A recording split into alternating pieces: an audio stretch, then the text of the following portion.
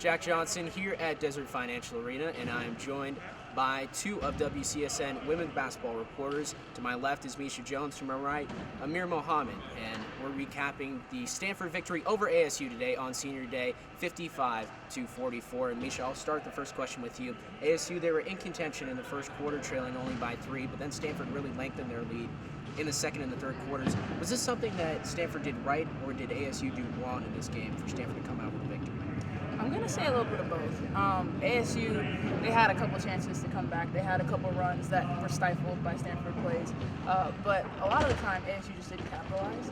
And I think that compounded with the fact that Stanford's one of the biggest teams in the Pac-12. They have Fran Believy, who was absolutely amazing today. Kiana Williams, who's always amazing. And those two combined for 31 points.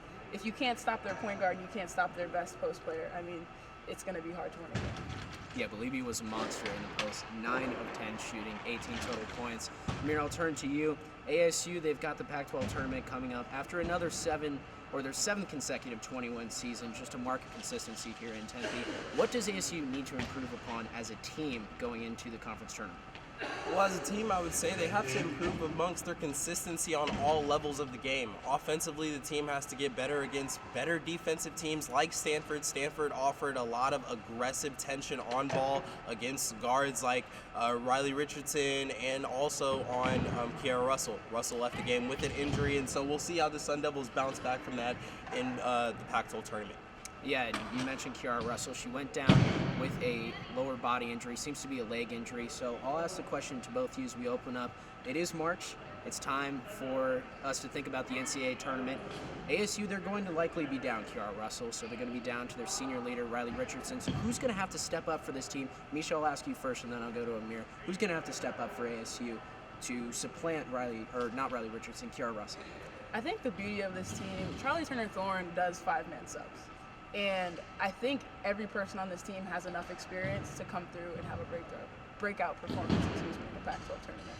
So it really just depends on the situation, who they're playing, and what the matchups look like.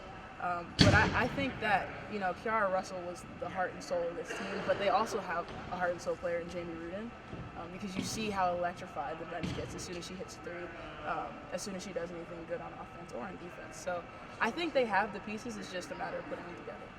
So Misha's answer, Jamie Rudin. Amir, how about you? Who's got to step up for Russell? For me, I'm looking towards Iris Imbolita. She's a great on-ball and switch defender in multiple situations. She can defend positions 1 through 4 for me, and in some situations the five spot. She can do well on the defensive end and sub in for Russell. I also think that she can do things on the offensive end by setting up the ball and bringing the ball up the court as a natural point guard and somewhat of a point forward for this team.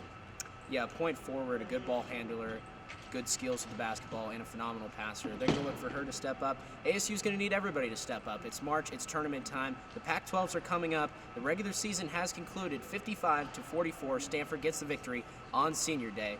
For Cronkite Sports in Tempe, I'm Jack Johnson, Amir Mohammad, and Misha Jones. We'll see you next time.